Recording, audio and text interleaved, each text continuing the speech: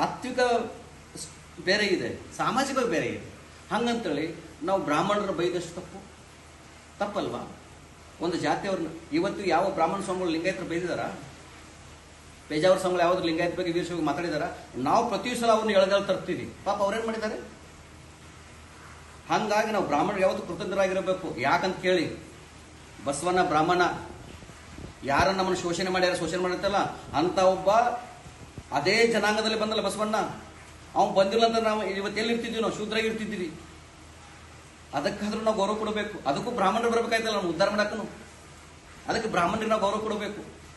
ಅದಕ್ಕೆ ನಾವು ಅಷ್ಟು ಓರಲ್ಲಿ ಹೇಳೋದು ಏನಪ್ಪಾ ಅಂತಂದ್ರೆ, ನಿಮ್ಮ ಆಚರಣೆಗಳು, ನಿಮ್ಮ ಮತಗಳು, ನಿಮ್ಮ ಪಂಥಗಳು, ನಿಮ್ಮ ಫಿಲಾಸಫಿಗಳು ನೀವು ಹೇಳಿ, ದರ್ ಇಸ್ ನೋ ಅಬ್ಜೆಕ್ಷನ್. ಯಾರ ಅಬ್ಜೆಕ್ಷನ್?